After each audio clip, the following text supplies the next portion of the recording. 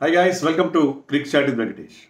T20 world cup group 2లో ఎవరు సెమీస్కి వెళ్తారనేది clear అయిపోయింది.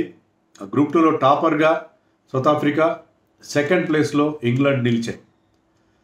సౌత్ ఆఫ్రికా మరొకసారి ఒక టైట్ మ్యాచ్ ఆడారు. వాళ్ళు ఈ టోర్నమెంట్ మొత్తం అన్ని మ్యాచ్లు గెలుస్తూనే వచ్చారు. గ్రూప్ స్టేజ్లో 4 మ్యాచ్లు గెలిచారు, సూపర్ 8స్లో 3 మ్యాచ్లు గెలిచారు. ప్రతి మ్యాచ్లో కూడా థ్రిల్లర్సే దొరికే వాళ్ళకి. మరొక నారో విన్, ఒక టెన్స్ ఫీల్డ్ మ్యాచ్లో వెస్టిండీస్ ది హోస్ట్ టీంని వాళ్ళు ఇంటికి పంపించేశారు. మరొకసారి డిసప్పాయింట్మెంట్, 2 టైమ్ ఛాంపియన్ వెస్టిండీస్కి.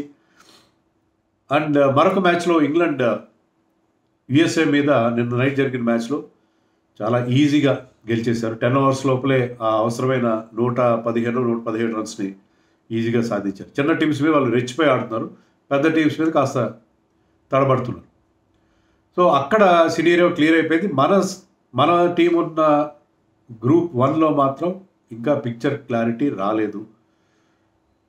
అది ఇప్పటికి కూడా రాదు. నైటు ఇండియా ఆస్ట్రేలియా మ్యాచ్ జరిగిన తర్వాత కూడా రాదు. రేపు మార్నింగ్ జరగబోయే ఆఫ్ఘనిస్తాన్ వర్సెస్ బంగ్లాదేశ్ మ్యాచ్ అయితే తప్ప మనకి ఎవరు సెమీస్కి వెళ్తారు అనేది తెలీదు. కానీ ఒక్క సినేరియో నాకు క్లియర్గా కనిపిస్తుంది. అదేంటంటే 27th రోజు జరగబోయే గయానా సెమీఫైనల్లో India will take on England. మీరు అనొచ్చు ఇంగ్లాండ్ అయితే వెళ్ళిపోయింది కరెక్టే సెమీఫైనల్కి, ఇండియా ఇక సెమీస్కి వెళ్ళినట్టు కాదు కదా అని చెప్పి.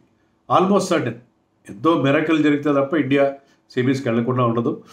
సో మన గయానాలో ఎలాగ ఆడతాం, సెకండ్ సెమీఫైనల్ మనం ఆడేది, దాంట్లో మన ప్రత్యర్థి ఇంగ్లాండే ఉంటుంది అని నాకు అనిపిస్తుంది. దానికి కారణాలు కూడా చెప్తాను. కారణాలు లేకుండా చెప్పట్లేదు.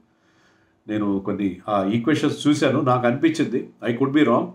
నేను చెప్పిన తప్పు అయితే నన్ను కరెక్ట్ చేయండి. నేను 2-3 సినేరియోస్ చెప్తాను, చూడండి. దాని ప్రకారం అదే జరుగుతుంది.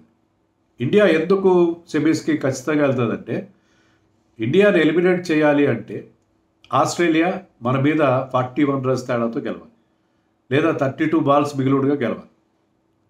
సో వాళ్ళు ఫస్ట్ బ్యాటింగ్ చేస్తే మనకి వాళ్ళకి 41 రన్స్ తేడా ఉండాలి.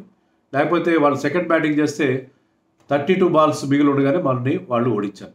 అది అంత తేడా వస్తుందా? కష్టం కదా.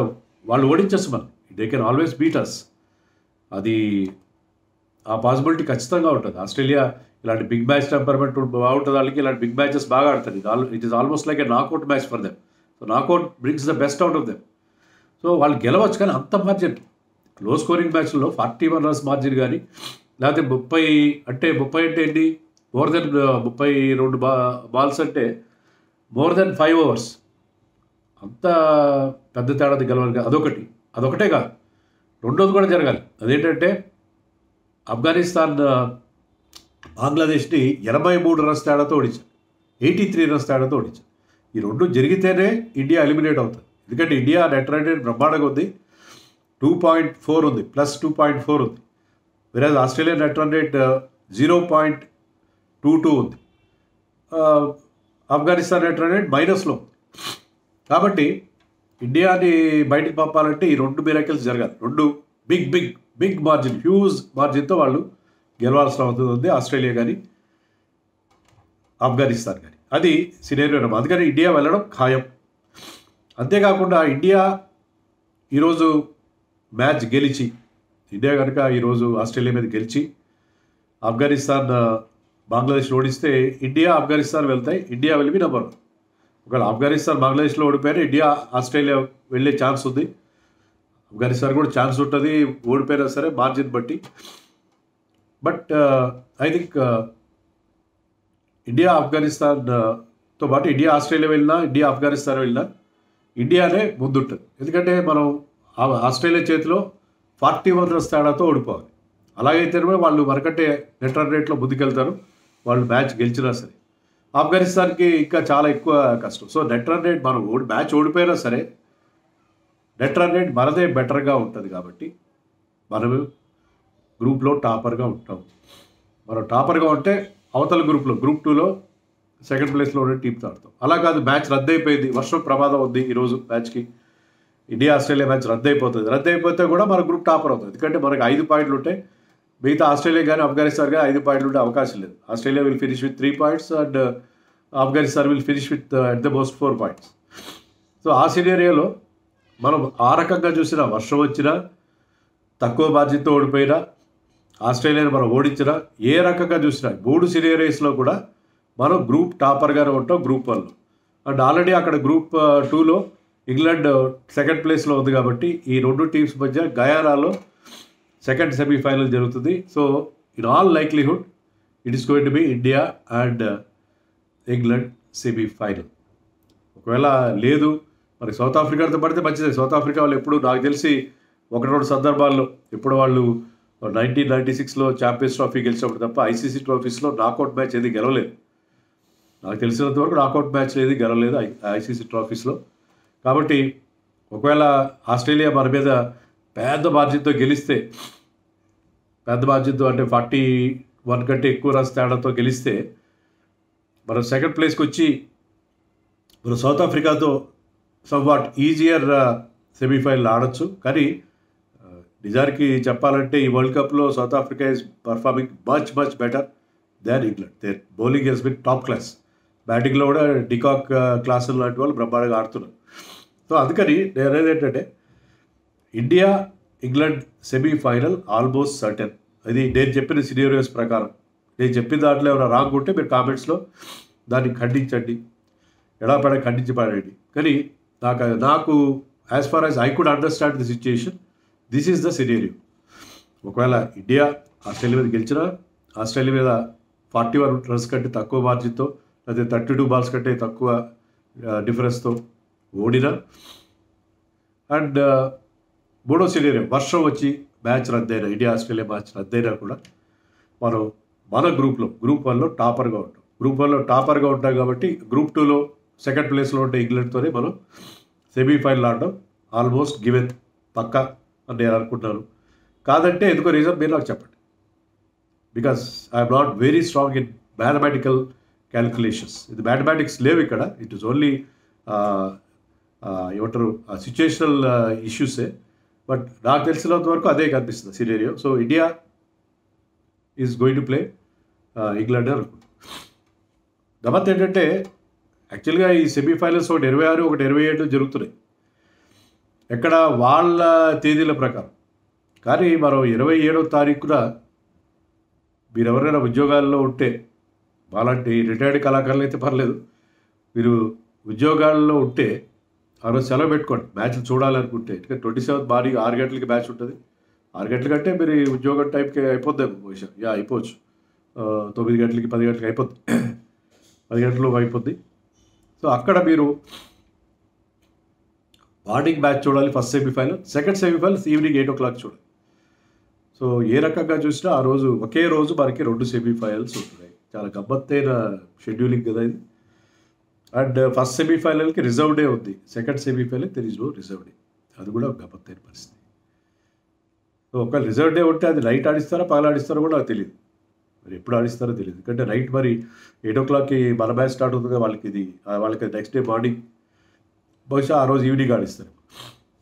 బహుశా ఆ రోజు ఈవినింగ్ ఆడిస్తారు. సో అది పరిస్థితి.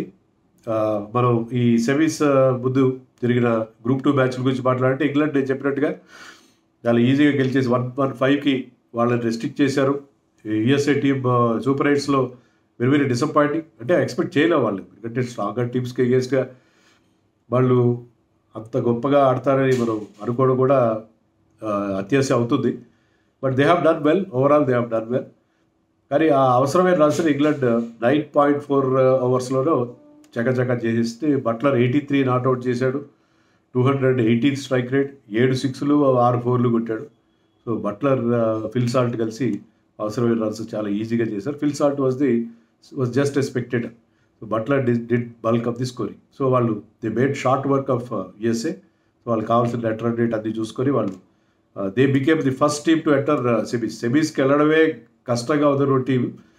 They became this first team to enter semis. So they must be peaking at the right time. We don't know, because it still at strong team బాగా పర్ఫార్మ్ చేస్తే. ఇక రెండో మ్యాచ్ గ్రూప్ 2లో ఆఖరి match చూస్తే ఈరోజు మార్నింగ్ జరిగిన match చాలా థ్రిల్లింగ్ మ్యాచ్. అది West Indies versus south Africa. South Africa మరొకసారి నెగ్గింది. బట్ వెస్టిండీస్ స్వైకృత అపరాధాలు చాలా ఉన్నాయి. వాళ్ళు బ్యాటింగ్లో టూ మెనీ షాట్స్ కొట్టారు. పిచ్ వాజ్ డిఫికల్ట్, కానీ the went for so many shots. ముఖ్యంగా నికోలస్ పూరన్ ఆడిన షాట్ అయితే హరడ్నెస్ షాట్, దారుణమైన షాట్. ఎందుకంటే ఒకే ఫీల్డర్ ఉన్నాడు అక్కడ లాంగ్ ఆఫ్ బౌండరీ మీద. ఈ try to clear him. Power ప్లేలో ఇద్దరే ఉంటారు కదా బౌండరీ బయట. సో లాంగ్ ఆఫ్ క్లియర్ చేద్దాం అనుకున్నాడు, ఆ చేతిలో క్యాచ్ ఇచ్చాడు. సో అతను ఎప్పుడైతే అతని కనుక ఉంటే వేరే ఉంటుంది, అతని కొన్న ఎబిలిటీ, అతని మీద టీం డిపెండ్ అయిన పరిస్థితి. కానీ ఎప్పుడైతే అతను చీప్గా అవుట్ అయ్యాడు, that was curtains for them. Even Shai Hope కూడా తొందరగా అవుట్ అయిపోయాడు.